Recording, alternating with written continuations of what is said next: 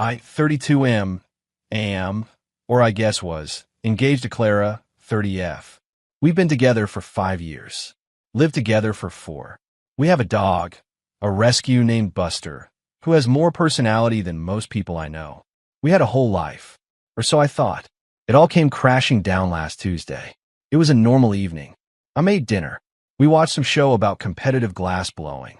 She seemed a little distant, glued to her phone, but that wasn't unusual. Clara lives her life through a curated Instagram feed. Every meal, every outing, every vaguely inspirational sunset had to be documented. I'm a private person. It was a point of contention, but you compromise, right? Around 11 p.m., I was getting ready for bed. She was still on the couch, thumb typing furiously. I kissed the top of her head and said I was turning in. She just grunted. I fell asleep to the sound of her faint, rhythmic tapping. I woke up around 2 a.m. to get some water. The living room light was still on. Claire was gone. A little prickle of unease went down my spine. I checked her bedroom. Empty. Her car keys were gone. Her work bag was gone. A suitcase from the top of the closet was gone. My heart started doing a frantic drum solo against my ribs. I grabbed my phone, fingers clumsy, to call her. That's when I saw the notification. Clara had posted to her Instagram story. It was a picture of her clinking a champagne flute with some guy I'd never seen before. He had his arms slung around her shoulder, a smug grin plastered on his face. They were in a fancy, dimly lit bar. The caption was what really twisted the knife. Some boys never become men. Trading up, and then, just to make sure the knife was firmly embedded, she tagged him. Let's call him Liam. I felt the air leave my lungs. It was that specific, gut-wrenching shock where your vision tunnels and you can hear your own blood roaring in your ears. 5 years. A whole life. Ended via an Instagram story. The sheer, breathtaking disrespect of it. The cowardice. I clicked on Liam's profile. It was public. Of course it was. He looked like the kind of guy who thought owning a boat was a personality trait. Lots of pictures of him in branded polo shirts, holding fish he'd caught, smiling with a blindingly white set of veneers. And then I saw it. The third picture on his feed. A professional maternity shoot. A beautiful, beaming woman with her hands cradling a very pregnant belly. Liam was kissing her forehead. The caption read, "Can't wait to meet our little princess. My amazing wife, Sarah, is a champion. Hashtag family, hashtag blessed, hashtag girl dad." The photo was 3 weeks old. My first thought wasn't rage. It wasn't even sadness. It was a cold, quiet, surgical clarity. A thought so precise it felt like it had been handed to me from on high. This is a problem with a solution. I didn't call Clara. I didn't text her. I didn't smash a single thing. I went to our shared laptop and opened up our engagement photo gallery. The pictures were professionally done. We looked happy, blissful even. It was a lie, but it was a well-photographed one. I selected my favorite. It was a close-up of us, her showing off the ring, me kissing her temple. Her smile looked genuine. It was the one her mother had framed on her mantelpiece. I went back to Instagram. I found my own, rarely used, account. I posted the photo. The caption was simple. Congratulations. Then I tagged Clara, and I tagged Liam, and then, with a steady hand, I searched for his wife. Sarah. Her profile was public too. Lots of baby prep photos. A virtual nursery tour. A countdown to her due date. I tagged Sarah. I put my phone down on the kitchen counter, face up. I poured myself a large glass of water and sat down on the floor, my back against the cabinets. Buster patted over and rested his head on my knee, whining softly. It took less than a minute. First, my phone lit up. A notification from Clara. Then another. And another. A flurry of them. Then Liam's name popped up. Then it started buzzing with a call. Clara. I ignored it. Then Liam called. Ignored. Then across the silent apartment, I heard it. A faint buzzing. Clara's iPad, which she'd left on the coffee table. The screen lit up. A cascade of notifications. Instagram. Facebook. WhatsApp. Text messages. Her friends. My friends. Her family. My family. Everyone we knew. Seeing the post, seeing the tags, connecting the dots in real time. It was 2:30 a.m. on a Tuesday, and I had just calmly and very deliberately detonated 2 lives with a single, well-placed photo. I took a sip of water. It was just the beginning. Update 1. Thank you for the comments and DMs. I'm not sure what I was expecting, but the support has been grounding. A few people called the story fake. I wish it were.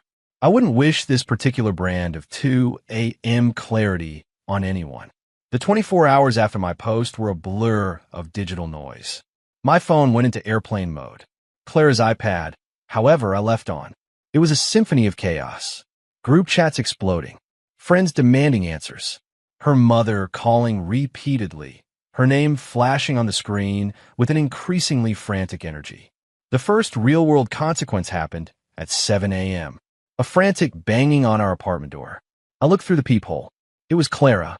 She looked like she'd been dragged backward through a hedge. Mascara running, hair a mess. The chic, smug woman from the Instagram story was gone. In her place was a cornered animal. I didn't open the door. I know you're in there. Open the door, you psycho, she screamed. Her voice was shrill. I just stood there, watching her through the peephole.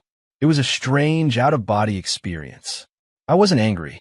I felt detached, like a scientist observing a reaction. Her phone started ringing in her hand. She answered it, her back to my door. I couldn't hear the other side, but I could hear her. No, Mom, it's not what it looks like.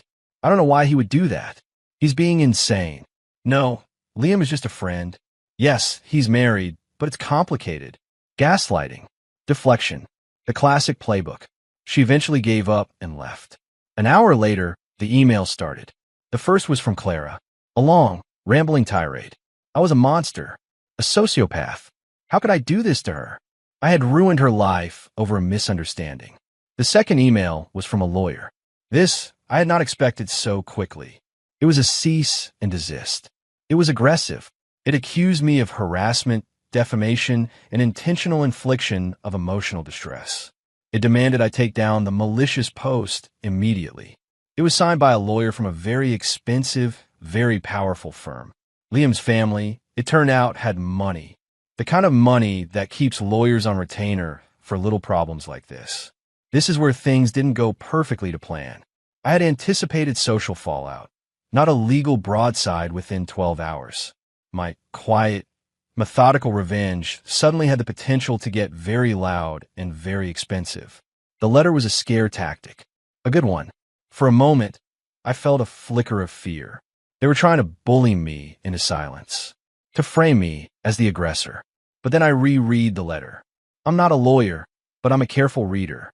The letter was full of bluster, but it was predicated on the idea that I had posted something untrue. But I hadn't. I posted a photo of my fiancée. I wrote congratulations, and I tagged relevant parties. Nothing I did was illegal. It was just devastatingly effective. The letter did, however, achieve one thing. It showed me their strategy.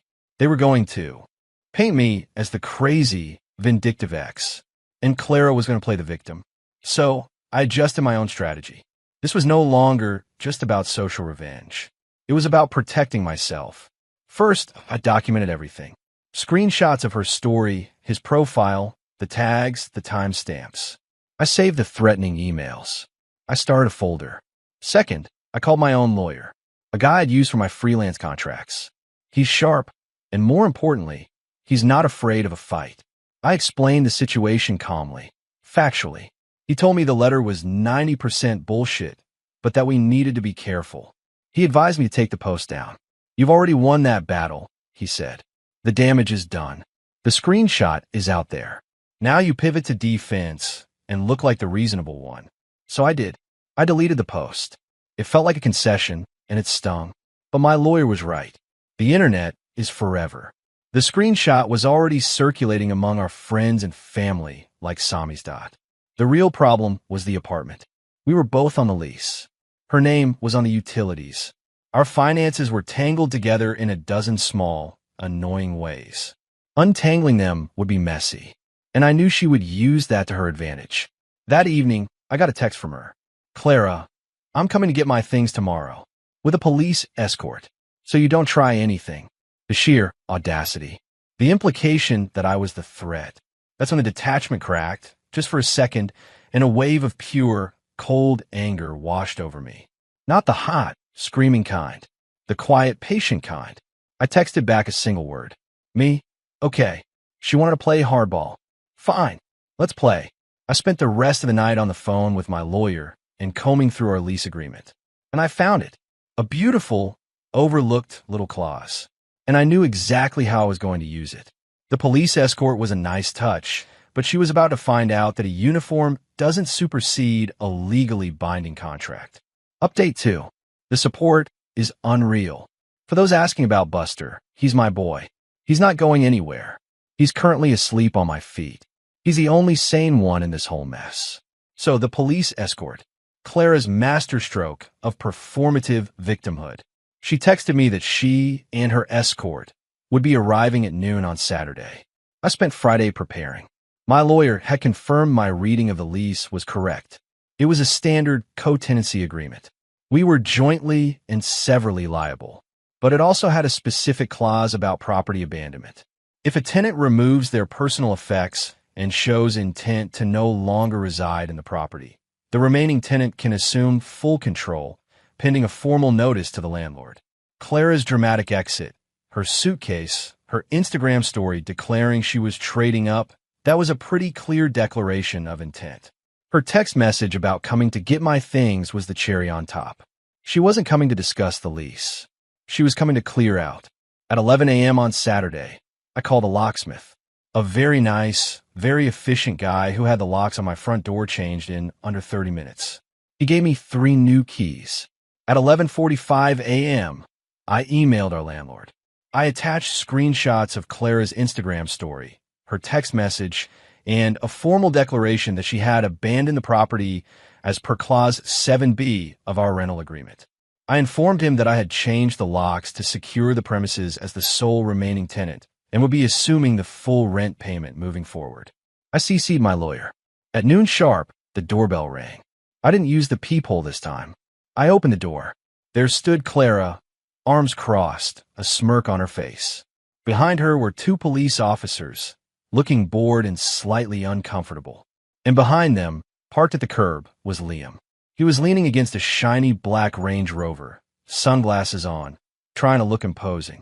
It was the first time I'd seen him in person. He was shorter than he looked in his photos. "I'm here for my things," Clara announced, her voice loud enough for the officers to hear clearly. "I have an escort to ensure my safety." I gave her a calm, polite smile. "I'm afraid you can't come in, Clara." Her smirk vanished. "What are you talking about? My name is on the lease." "It is," I agreed. "But you abandoned the property. As per our lease agreement, and as per the notification I've already sent to our landlord, I've secured the premises. You forfeited your right to access when you vacated without notice." The color drained from her face. She turned to one of the officers. "Officer, he's locked me out of my own apartment." The officer, a world-weary guy in his 50s, sighed. "Sir, is her name on the lease?" "It was," I said, holding up a copy of my email to the landlord. "But this is a civil matter, officer, not a criminal one. She has abandoned the property. I have legally secured it. You can see my correspondence with the landlord right here. If she believes she has a right to enter, she needs to take it up with the landlord or get a court order." The officer read the email. He looked from me to Clara. He understood immediately. This was a domestic dispute that had been kicked into the civil realm. His job was to keep the peace, not to interpret lease agreements. "Ma'am," the officer said, turning to Clara, "he's right. We can't force him to let you in. This is a landlord-tenant issue. You need to go to court." Clara's face was a mask of incandescent rage. "This is insane. All my things are in there. My clothes. My laptop. You should have thought of that before you publicly announced you were leaving me for a married man," I said, my voice still quiet, still calm. Liam finally decided to saunter over from his chariot. "Hey man, just let her get her stuff. Don't be a dick." I looked at him, really looked at him. The expensive watch, the perfect teeth, the casual arrogance. "You must be Liam.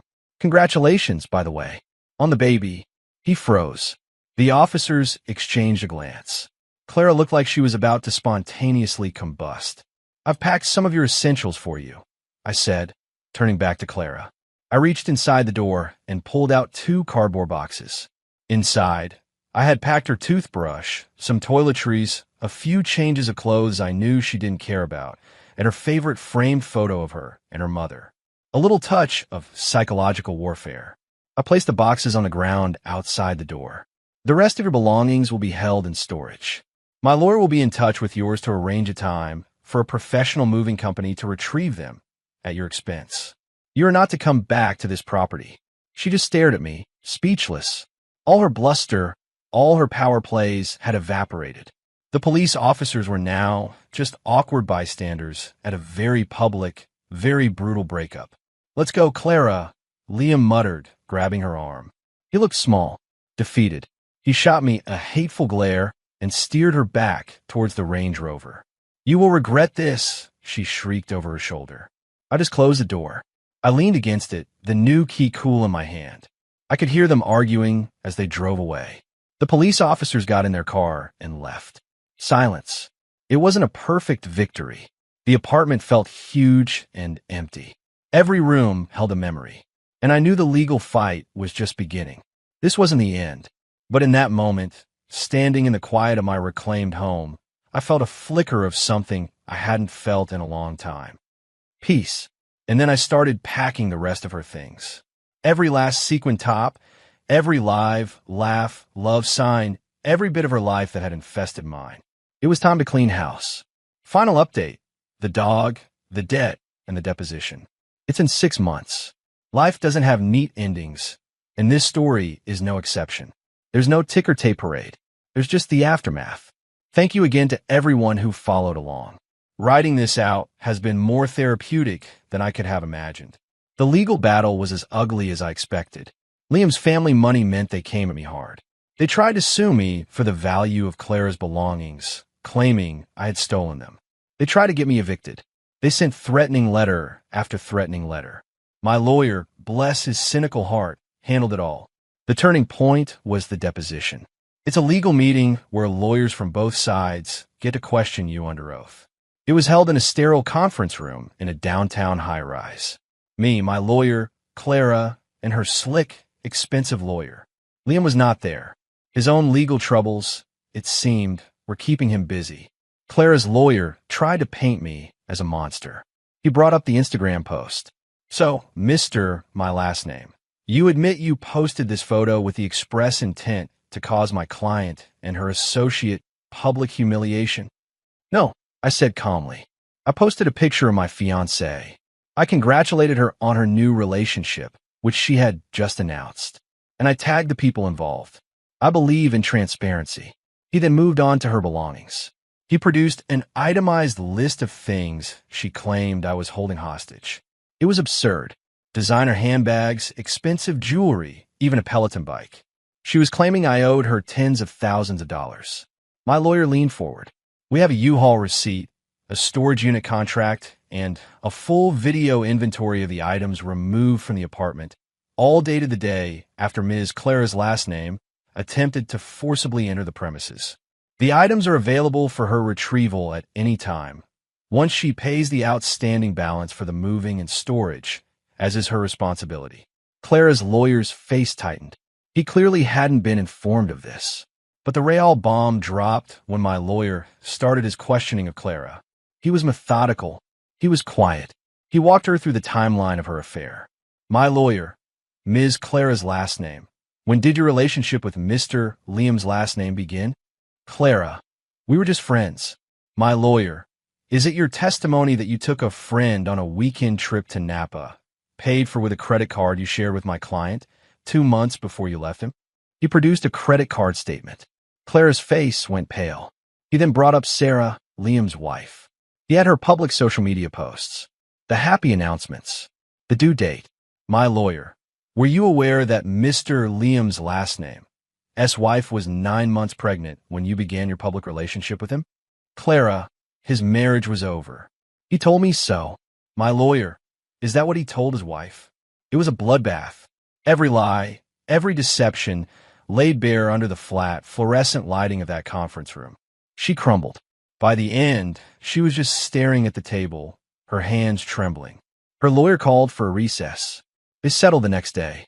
She dropped all claims to the items in storage, which I later sold, paid off the storage unit, and donated the rest to a women's shelter. She agreed to sign a form officially relinquishing all rights to the apartment. In return, I agreed not to countersue for the money she had spent on her affair using our joint accounts. I just wanted it to be over. As for Liam and Sarah, the last I heard, the divorce was brutal. Sarah, from what I can gather through the grapevine, is a force of nature. She used his public infidelity, my post, and Clara's own digital trail to her full advantage. He's paying through the nose. The girl dad is now a once-a-month supervised visit dad. The Range Rover is gone. His Instagram is now private. Clara and Liam are, shockingly, still together. Misery loves company, I suppose. I see her sometimes in public. She looks smaller. The confident, curated glow she always had is gone, replaced by a kind of brittle defensiveness. We don't make eye contact. And me? I'm okay. The ending isn't perfect. There are scars. I still have moments of raw anger, of deep sadness for the 5 years I lost. I have to consciously fight off a cynical voice in my head when I meet new people. Trust doesn't come easy anymore. The apartment is mine now. It's redecorated. Less gray and beige, more color. More of me. Buster is happy. He has the whole bed to himself most nights. A few weeks ago, I was at a dog park. Buster was chasing a ball, and a woman next to me on the bench laughed. He's got a lot of energy, she said. We started talking. About dogs, about the neighborhood, about nothing. Her name is Anne. She has a goofy golden retriever and a warm, genuine smile. We're getting coffee next week. I'm not expecting anything. I'm not looking for a grand romance or a Hollywood ending. But for the first time in a long time, I feel a flicker of something I thought was gone for good. Hope. It's a quiet, logical kind of hope. The kind that comes after the storm has passed and you're left standing in the wreckage, but you realize you're still standing. And you can start to rebuild.